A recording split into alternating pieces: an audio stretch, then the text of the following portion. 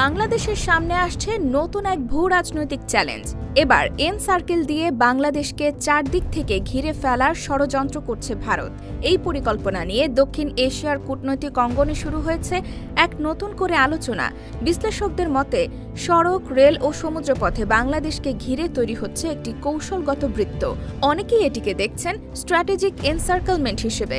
এমন একটি প্রেক্ষাপটে প্রশ্ন উঠছে, এই উদ্যোগ বাংলাদেশের সার্বভৌমত্ব ও নিরাপত্তার জন্য কতটা ঝুঁকিপূর্ণ? এন সার্কেল কি বাংলাদেশের সামনে এক নতুন ভূরাজনৈতিক চ্যালেঞ্জ হয়ে দাঁড়াচ্ছে?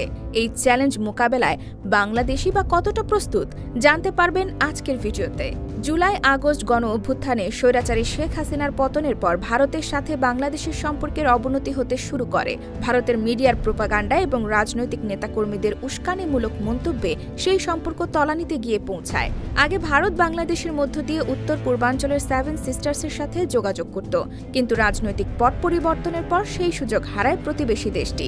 এবার 7 সিস্টার্সের সাথে যোগাযোগ এবং মিয়ানমারের সাথে কৌশলগত সম্পর্কের জন্য অবকাঠামো উন্নয়ন করে দেশের চারপাশ ঘিরে ফেলতে চাইছে ভারত। এই উন্নয়ন অবকাঠামোতে থাকছে দক্ষিণে বঙ্গোপসাগর থেকে শুরু করে বাংলাদেশের বাকি 3 দিকের সড়ক ও রেলপথ। পশ্চিমে মিয়ানমারের আরাকান রাজ্যের ভেতর দিয়েও বাস্তবায়িত হচ্ছে কালাদান প্রকল্প। গত 15 বছর ধরে শেখ হাসিনার শাসনামলে বাড়তি সুবিধা পেত নরেন্দ্র মোদীর দেশটি। তখন বাংলাদেশের বুক চিরে পূর্ব থেকে পশ্চিমে ট্রানজিটের জন্য বাস্তবায়ন করা হয় পদ্মা সেতু প্রকল্প। এছাড়া বাংলাদেশের উত্তর থেকে দক্ষিণে যমুনা সেতুকে ঘিরে শুরু হয় মাতাবাড়ি গভীর সমুদ্র বন্দরের সঙ্গে 4 লেন মহাসড়ক নির্মাণ কাজ। হাসিনার পতনের পর এই প্রকল্প কিছুটা হোঁচট খেলেও তা সক্রিয় করে তুলতে জাপানের কাছে $1 বিলিয়ন বরাদ্দ চেয়েছে বাংলাদেশ। জাপান সফরের আগে বাংলাদেশের অন্তর্বর্তী সরকারের প্রধান উপদেষ্টা ড.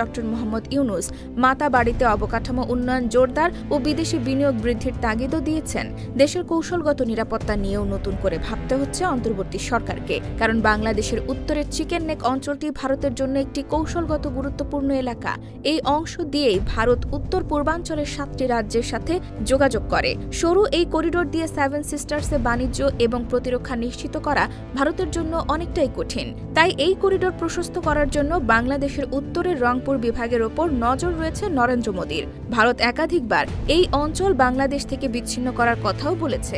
এছাড়া উত্তরাঞ্চলের সীমান্ত ঘেঁষা জেলা লালমনিরহাটে বিমান ঘাঁটি তৈরির কথা শোনার পর থেকেই একের পর এক হুমকি দিয়েছে ভারত সরকার। এই অঞ্চলের সীমান্তে ভারত মিসাইল এবং যুদ্ধ বিমান মোতায়েন করেছে। অন্যদিকে ভারতের 7 সিস্টার্স স্থলবেষ্টিত হওয়ায় পণ্য পাঠানোর জন্য কোনো সমুদ্রপথ ব্যবহার করতে পারে না। এতদিন চট্টগ্রাম বন্দর ব্যবহার করে ভারত নির্বিঘ্নে নিজেদের পণ্য পরিবহন করেছে, কিন্তু রাজনৈতিক পট পরিবর্তনে ভারতের সেই স্বার্থেও আঘাত লেগেছে।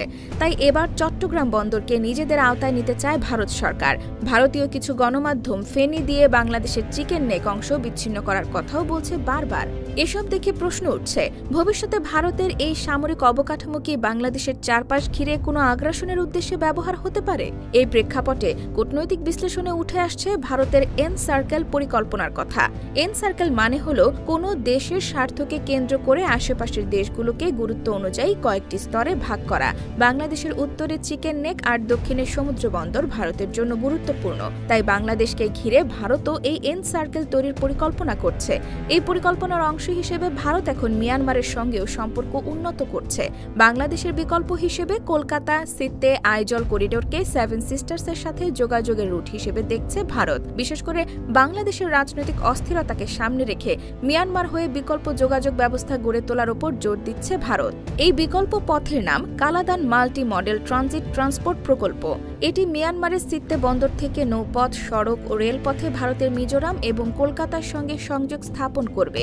যদি এই প্রকল্প সম্পূর্ণ বাস্তবায়ন করা যায়, তাহলে এটি উত্তর পূর্বে পণ্য পরিবহনের জন্য ভারতকে আরও স্থিতিস্থাপক করিডোর প্রদান করতে পারে। পাশাপাশি দক্ষিণ পূর্ব এশিয়ার সাথে দীর্ঘমেয়াদী বাণিজ্য সম্ভাবনাও উন্মুক্ত করতে পারে। অন্যদিকে বাংলাদেশকেও কৌশলগত চাপে রাখতে পারবে ভারত। ভারত তার প্রতিবেশী দেশগুলোর সঙ্গেও আন্তঃসীমান্ত রেল যোগাযোগ উন্নয়নে গুরুত্বপূর্ণ ভূমিকা পালন করে চলেছে। নেপালের সঙ্গে বর্তমানে 2টি রেলপথ সংযোগ রক্সোল, বীরগঞ্জ এবং জয়নগর বিজলাপুর সম্পূর্ণরূপে চালু হয়েছে, যেখানে নিয়মিত যাত্রীবাহী ও মালবাহী ট্রেন চলাচল করছে। তৃতীয় রুট হিসেবে যোগবান বিরাটনগরের সংযোগও আংশিক সম্পন্ন হয়েছে। পাশাপাশি বীরগঞ্জ থেকে কাঠমান্ডু পর্যন্ত একটি নতুন রেলপথ নির্মাণের জন্য জরিপসহ আরও কিছু প্রকল্প নিয়েও কাজ চলছে। এমন পরিস্থিতিতে ভারতের উত্তর পূর্বাঞ্চলীয় রাজ্যগুলোর সঙ্গে যোগাযোগ স্থাপনের একটি সম্ভাব্য বিকল্প হতে পারে মিয়ানমার হয়ে একটি বহুমুখী পরিবহন করিডোর। ভারতের অ্যাক্ট ইস্ট নীতির অধীনে মিয়ানমার ভারতের আঞ্চলিক সংযোগ কৌশলে গুরুত্বপূর্ণ ভূমিকা পালন করছে। ভারত মিয়ানমার থাইল্যান্ড এক্সপ্রেসওয়ে দক্ষিণ পূর্ব এশিয়ার সাথে ভারতের সংযোগ কার্যকর করার মূল চাবিকাঠি। ভারত ইতিমধ্যেই ইম্ফল তামু এবং তামু কালয় রেলপথ নির্মাণের জন্য অনুমোদিত প্রকল্পগুলোতেও কাজ শুরু করেছে। ভারত মিয়ানমার থাইল্যান্ড করিডোর বাস্তবায়িত হলে বাংলাদেশে সার্বভৌমত্বের জন্য এটি হবে একটি বড় হুমকি। ভারতের সেভেন সিস্টার্সের সঙ্গে মিয়ানমার হয়ে সরাসরি সংযোগ স্থাপন তাদের সামরিক ও কৌশলগত চলাচলকে আরও স্বাধীন করে তুলবে। মিয়ানমারের আরাকান রাজ্য এবং ভারতের সেভেন সিস্টার্সে বহুদিন ধরেই বিদ্রোহ চলছে। এই করিডোর বাস্তবায়িত হলে ভারত সেসব অঞ্চলে নিজেদের সামরিক শক্তি বাড়াবে। এই করিডোরকে ব্যবহার করেই বাংলাদেশের সার্বভৌমত্বে আঘাত করার গভীর ষড়যন্ত্র করছে নরেন্দ্র মোদী। ভারতের পূর্ব বন্দর এবং তার উত্তর পূর্বাঞ্চলের রাজ্যগুলোর মধ্যে আরেকটি গুরুত্বপূর্ণ বহুমুখী সংযোগ প্রকল্প হল KMTTP। কয়েক দশক আগে এই পরিকল্পনাটি করা হলেও এটি এখনও পুরোপুরি বাস্তবায়িত হয়নি।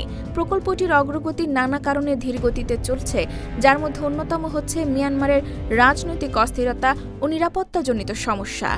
এই করিডোর চালু হলে কলকাতা এবং অন্যান্য পূর্ব বন্দর থেকে মিজোরাম, ত্রিপুরা এবং মণিপুরের উত্তর পূর্বাঞ্চলীয় রাজ্যগুলোতে পণ্য পরিবহনের জন্য একটি সংক্ষিপ্ত ট্রানজিট রুট প্রদান করবে। এই পরিকল্পনার মাধ্যমে বাংলাদেশের সমুদ্র সীমানাকেও নিয়ন্ত্রণের ছক কষছে ভারত। এসব করিডোরকে ভারত শুধু নিজেদের বাণিজ্যিক রুট হিসেবে ব্যবহারের কথা বললেও এর পেছনে রয়েছে বাংলাদেশকে কৌশলগত চাপে রাখার গভীর ষড়যন্ত্র।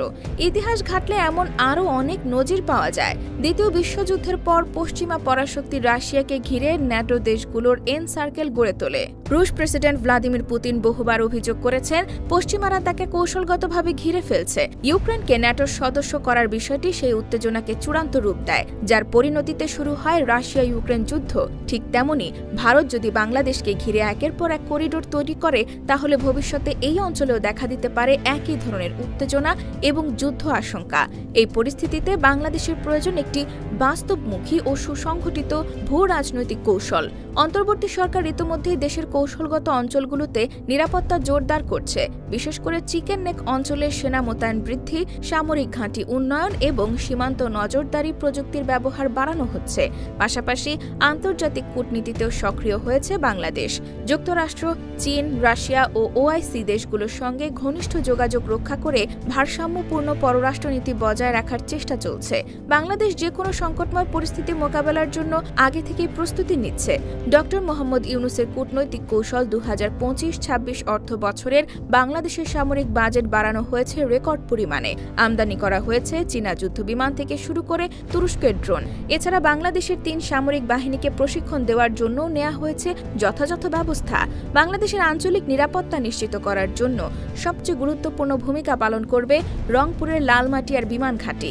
সাম্প্রতিক সময়ে বাংলাদেশ সেনাবাহিনী লালমনিরহাটে বিমান ঘাঁটি সচলের বিষয়টি নিশ্চিত করে। সীমান্ত থেকে মাত্র 15 কিলোমিটার দূরে অবস্থিত এই ঘাঁটিটি নিয়ে ভারতীয় প্রশাসনে ব্যাপক আলোড়ন সৃষ্টি হয়েছে। এই বিমান ঘাঁটি তৈরি হলে বাংলাদেশের উত্তরাঞ্চল যেমন নিরাপদ থাকবে, তেমনি ভারতের চিকেন নেককেও চাপে রাখতে পারবে বাংলাদেশ। তবে শুধুমাত্র প্রতিক্রিয়াশীল নীতিতেই সীমাবদ্ধ থাকলে হবে না। বাংলাদেশকে এখন প্রোঅ্যাক্টিভ হতে হবে। আঞ্চলিক সমন্বয়, বন্দর ব্যবস্থাপনার আধুনিকীকরণ, নিজস্ব ট্রানজিট নীতিমালা প্রণয়ন এবং বৈদেশিক বিনিয়োগের ক্ষেত্রে আরও কৌশলী হতে হবে। বাংলাদেশ কোনো সামরিক জোট বা প্রভাব বলয়ের খেলায় জড়াতে চায় না। বাংলাদেশ কখনোই কোনো সহিংসতায় জড়ানোর মনোভাব রাখেনি। বাংলাদেশের সামরিক শক্তি বৃদ্ধি করা হয়েছে শুধুমাত্র আত্মরক্ষার জন্য। তবে নিজেদের সার্বভৌমত্বে আঘাত লাগলে বাংলাদেশ কখনোই চুপ করে থাকবে না।